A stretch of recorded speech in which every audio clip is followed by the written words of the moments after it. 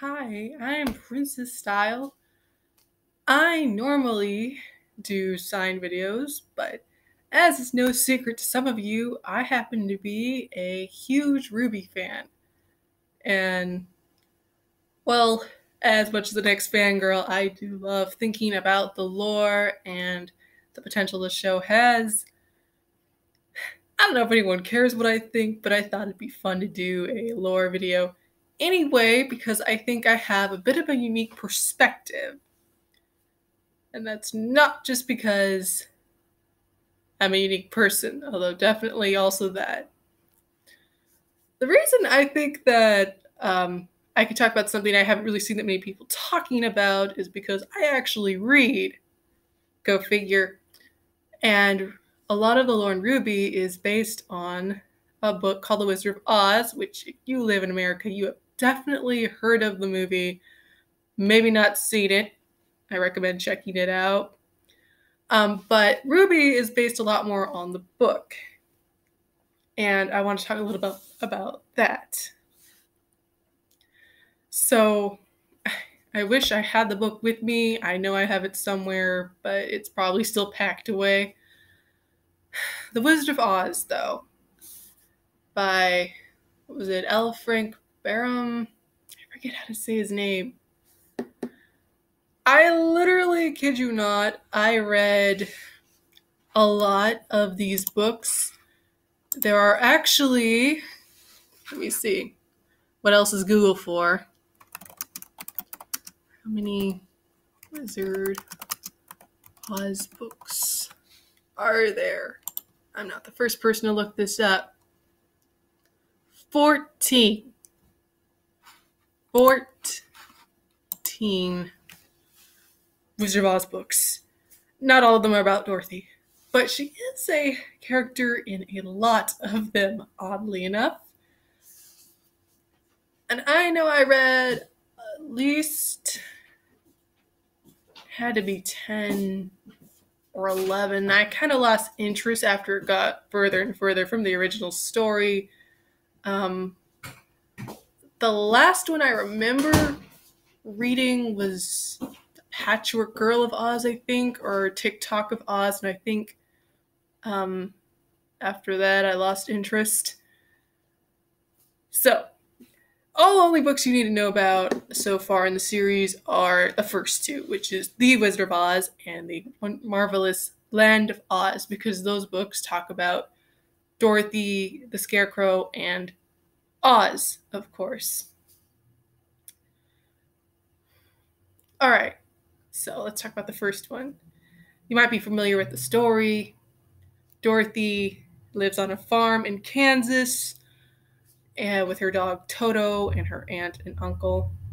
Tornado comes, whoosh, takes her house, carries it to the land of Oz, a magical land with fairies, wizards, witches, and good witches. And if you're like me, your parents told you there was no such thing as a good witch, and you believed them, and still do. But we'll go with it. Basically, they're like fairies. So good witches wear white, or just sorceresses in general, and bad witches, they don't really say. Probably black. Probably. It's just noted that white is important because Dorothy wears white, and they think that she is a powerful sorceress, even though, of course, much like in the movie, she's like, no, I'm not. Okay, so in the movie, Ruby gets silver slippers. They're silver, they're not ruby colored. I'm sorry, Dorothy, not Ruby. And both of these colors are incorporated into Ruby's character, who is obviously Dorothy. She goes to see the wizard, who is obviously Ozpin. That's not really a question. And Glinda is kind of Ozpin's spokesperson in the movie, kind of his hype man, go follow the yellow brick road, see the wizard. In the book, she is actually not really in the story till the end, but they kind of melded her character with the other good witch who does tell Ruby, go see the wizard. So how this plays into the show is Ruby's silver eyes. The silver slippers are the thing that protect Ruby from, Dorothy. I'm going to keep making that mistake, aren't I? They protect Dorothy along the way from anything that might try to harm her. Whenever bad people see her, they see she's wearing these silver slippers, and the witch also gave her a kiss, which for some reason is a protection. It's kind of silver also. So silver is a protective color, and if you know a little bit about lore and stuff, silver is supposed to be good for combating magic, so it kind of makes sense. So these things are something the Wicked Witch of the West wants. The Wicked Witch of the East does get a house dropped on her. They didn't change that part. And between you and me, I'm totally waiting for that to happen to Cinder. But anyway, so in the show, of course, Ruby's silver eyes are these silver slippers that will protect her from Grimm and protect her friends. As in the book, Dorothy's friends join her and are kind of under the same protection just by virtue of being with her. They also are the things that people think can defeat the witch. The witch is afraid of the silver slippers, but she also wants them. And if you're up on RWBY lore, you think some people think that Salem probably wants her eyes. I think they could be right. I just don't know what for. So they go along on their journey, and I don't need to go into all that. But, of course, you might know the 4 companions Dorothy meets along the way, and her dog. Now, the dog is Toto, obviously Zwei. They even look a lot alike. Her protector, Toto, protects Dorothy. Dorothy listens to Toto. They communicate. He doesn't talk, but she can always understand what he wants. And he's kind of her stable thing, and in the movie it's pretty much the same way. But then they meet the Scarecrow first, Uncle Crow, the Tin Woodsman, who's Ironwood, and of course the Cowardly Lion, who was pretty obviously Professor Lionheart. Didn't really go for subtlety there. The dude had a lion tail, lion heart, coward. Okay. He's a lot nicer in the book than he is on the show, that's for sure. So even though they're Dorothy's friends, the show of course made them more like Ozpin's inner team here, but they reference the book as people who all go to Oz for help. The Scarecrow goes to him for a brang, and Crow obviously likes to act like he's incompetent, at least when Winter is around, but we all know that's not true. However, a way it could be referenced is that Crow doesn't really think critically about what Ozpin has told him. He doesn't really question him. He doesn't use his brang. He lets Ozpin do that. However, the Scarecrow does get a brang at the end of the book and learn how to think, which looks like Crow's learning how to do in a very unpleasant way, so good for that. Alright, and the Tin Woodsman wants a heart. Obviously, the show referenced this by Crow wondering if Ironwood even had a heart, and it's an interesting part of his character, because, he has a heart, obviously, but half his body seems to be made out of metal. And the story with the Tin Woodsman is actually, he was a normal person. He was in love with this woman, and this nasty witch, not the same witch, but a different one, enchanted his axe so that he would cut himself. And he cut off his arms and his legs, even his face. But this is a magic world, so instead of dying, somebody was able to replace them all with tin. But then the witch figured out how to actually ruin his love for the girl, because she was still willing to marry him. Oddly enough, after all that. Good for her, right? But she just had to cut out his heart. So his chest kind of got split in half. It's actually pretty gross. Luckily, there's not a picture for it, but it is, for a children's book, kind of an intense idea. So then he can no longer feel love, but he feels like he's missing his heart. So he wants Oz to give him a new one. So he can go and marry the girl, who I guess is still willing to marry him. And marrying things that are made out of inanimate material isn't really a big deal in Oz like it would be in real life. So it should be golden, right? Problem, of course, is we're going to get to that in a second. So this relates to Ironwood in that like half of him is made out of metal, and it looks like his heart may even have kind of a Tony Stark thing going on where it needs a generator to keep it going, but I doubt he actually has a metal heart. That seems highly unlikely. So, Cowardly Lion, it's kind of self-explanatory. He does not betray them in the book. An interesting thing to note is that Oz does give him a heart courage at the end of the book, but in later books he goes back to being cowardly most of the time, much how Lionheart seems to be brave while he works for Oz, but once Oz is no longer around, succumbs, spoiler warning, to Salem and her intimidation. Big mistake. So these are the three companions Dorothy meets. And they go to Oz, and this is the one I haven't heard anybody figure out, so this is going to be fun for me. There's this little detail in the book that is completely thrown out in the movie because they want to animate this awesome green city, and I can't blame them. It's kind of a stupid detail in the book to begin with, but it's important as far as the lore of the show goes, I think. So they go, and it's called the Emerald City. Colors are about as big a theme in The Wizard of Oz as they are on the show. Each land is a different color, and each color represents a different thing. The people wear that color. I mean, it is everywhere.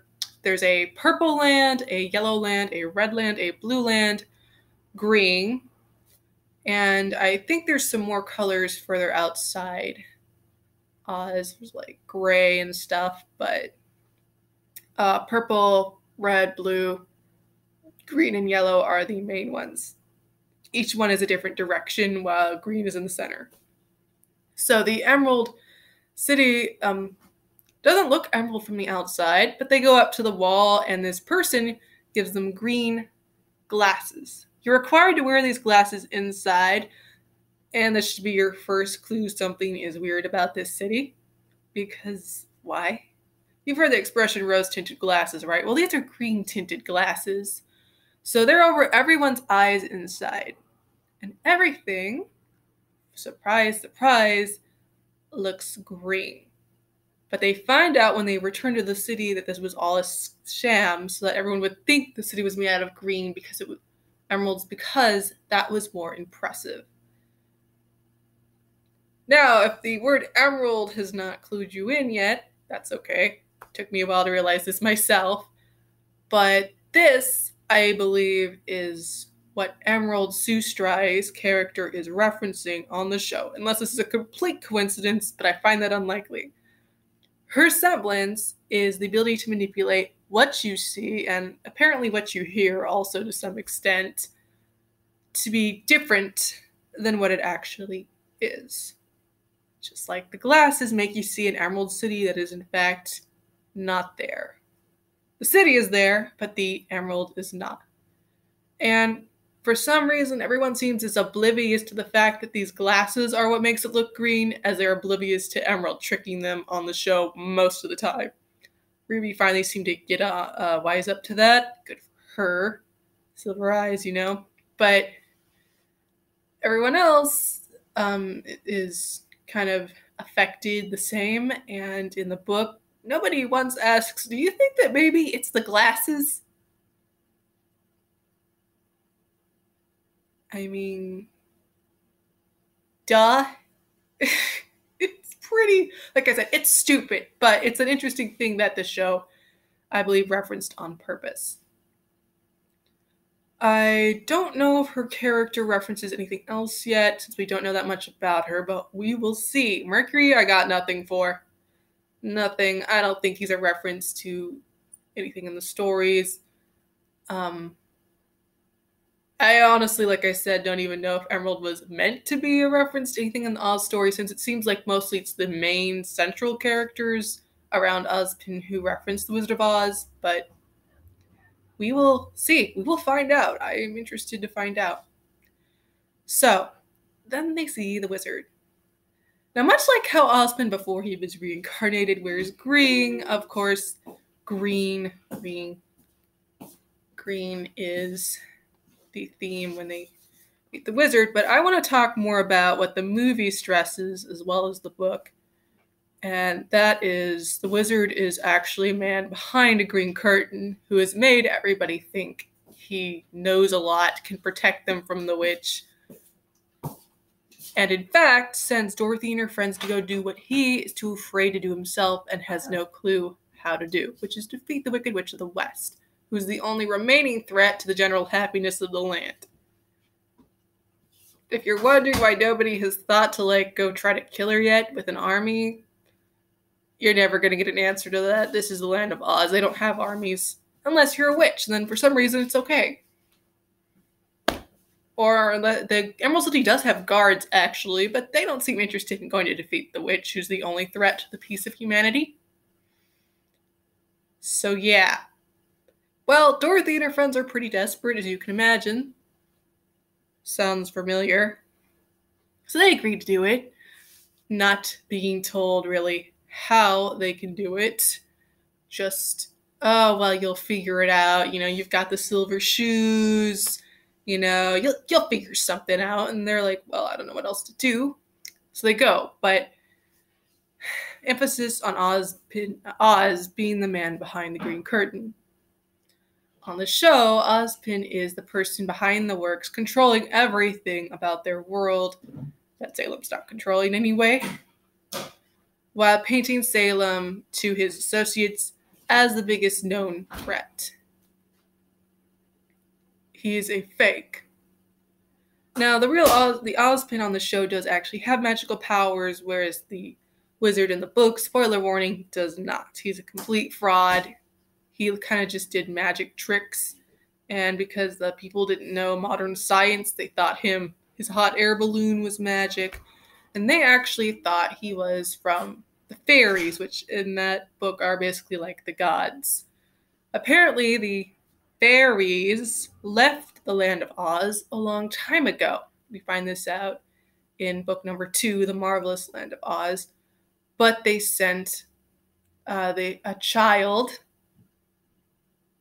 hint, hint, back to rule the land when they changed that, was grown. But they didn't change it because RWBY has this interesting theme of they will change the gender of a character if they cross-dress. And this is going to be weird.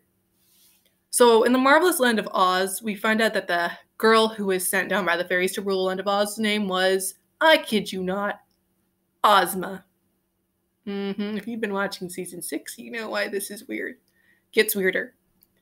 Oz, good old, honest, great person that he was, thought this is a problem. So he sent her off to this other witch who wasn't as powerful as the wicked witch everyone knew about.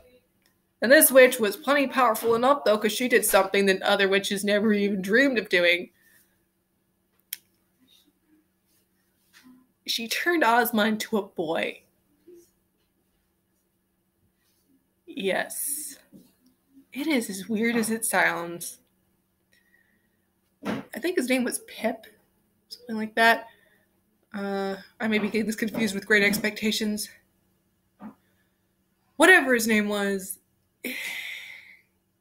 they find this out, and Glinda the Good, who's actually the Witch of the South, not the North like in the movie, and way more powerful for some reason, turns him back. Great, right? I'm not betting on Ozpin getting turned into a girl by the end of this, but still, that's weird. But you can see where this plays into the whole reincarnation, the God sent him back to fix everything idea, and he got a little sidetracked. Not obviously turned into a girl. So, don't ask me whether that's worse or better. I don't know. So, moving on. They go to slay the witch. As you know, water does it. It actually has nothing to do with the silver shoes, which is a bit of a disappointment. At least it was to me when I read the book. All this fuss, put on silver shoes, and they're not even it. It's a stupid bucket of water. And what's also annoying is that the witch pretty much defeats everyone except Dorothy, keeps Dorothy as her slave because Dorothy's just too nice to do anything about it, and pushes her until finally Dorothy just gets mad, douses her with water. And if it was that easy to kill her, why would nobody have, like, I don't know, gotten a water canyon or something? It's a children's book, I guess. I'm not predicting that Salem's going to be killed by water, although that would be pretty funny. But I'm just saying. That's stupid. But it's what happens. And they go back, find out, oh my gosh, the wizard was lying to them this entire time, and he doesn't really have magic. He was just the man behind the green curtain. It's the dog who finds this out. Now, Oz gets off pretty easy in the book. He gives everyone kind of a knockoff version of what they want. Not the real thing, but they're satisfied, all except for Dorothy, who actually wants to go home. By now. Keep these silver shoes in mind. So Oz, that's hard, says, well, I can't send you home by magic, but what if we make a new hot air balloon and both you and I go back? Because he was actually from America, like her, different part of it. Now, I think this plays into the show's lore because it's interesting emphasis on home and family and Ruby's focus on both those things, as well as protecting your friends, which pretty much every time in the book that she does something right, it's to protect her friends, and all with the intent of getting back home, back to her aunt and her uncle.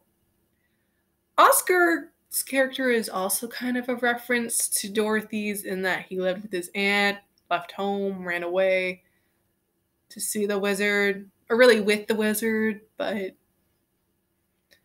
yeah, I'm not really betting on a tornado or anything showing up. So you want to call the Geist thing that, but I don't think so. But anyway, so he's also Dorothy. They're kind of both Dorothy in different ways, but poor Oscar's definitely more on the victim side of that. Anyway, moving on. So her focus to get home and see her family is Dorothy's driving force. And it's also Ruby's. Only in her case, it's protecting her family and her world. More interesting character of the two, no doubt. So home is like basically the magic here. It's the goal. It's, shall I say, the Mary MacGuffin? Is that the MacGuffin? Is that like, might be going too far, but the goal. So Oz gets in the, makes the balloon, and he goes sailing off, but she misses it, unfortunately. And she's kind of thinking, okay, now what? But Glinda, the good witch, who wears white with a wand, yes, definitely, says, all you need to do is, if you see the movie, you see this coming a mile away. Click your heels together and just say there's no place like home. Or think about going home. I think it's maybe a little different in the book, but it's the shoes. And Dorothy's like, why not mention this? And she's like, you wouldn't get it. Kind of dumb, honestly, but oh well. Dorothy's ready to go home, says goodbye to all her friends, hugs the Scarecrow, and it's important to mention here, out of all of the characters she meets, the Scarecrow and her are the closest, and he does the most for her and kind of comforts her, is like the most friendly. So I think that Ruby and Crow's relationship, I won't say it's a reference, it's just an interesting coincidence. She goes home, and that's the end of that story. And as I've explained, Ozma in the second book does get turned back into a girl, gets complete personality makeover in the process, which I found a little bit weird to say the least. Resumes control with pretty much zero problem. A couple more things. So when Oz leaves, he leaves the Scarecrow with his new brains in charge, much how Crow had to take over while Ozpin was incognito. Salem is definitely the Wicked Witch of the West, although I can't say where she lives is west for sure, but who knows. But the adversary, the threat to humanity's peace, she's definitely the Wicked Witch of the West, and the person who stands to be hurt by Silver Eyes. The Wicked Witch of the East is, I think, definitely Cinder, although she's also Cinderella and other weird stuff.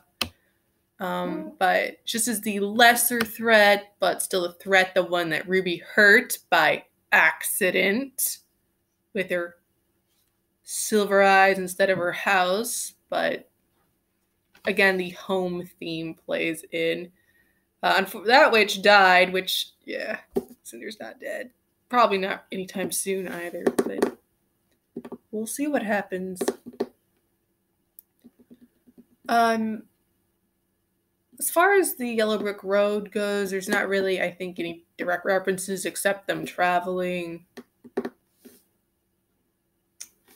So that's it for like the Wizard of Oz books. Now, I like to think about what the point of it all is, and it's a little hard to say right now, especially since the books themselves are vague and it's only a small part of the show's story. A lot of it is drawn from other sources. But again, the idea of home, getting back to home, is a huge part of it. And I don't know, maybe you could say that Dorothy / RWBY seems to be the only person who cares about this. Everyone else is satisfied with second best, a rip-off, a knockoff. Complacency. She pushes for actually getting the real thing. Much how RWBY is finally pushed to get the truth and to now tell it instead of the lies, the halfway stuff that Ozpin has relied on. And Oscar also was a part of that, so they're kind of, again, both Dorothy. Fingers crossed Vi comes back, right? Gotta have Toto. The whole train scene with Professor Ozpin being there was, I think, kind of that part, but anyway.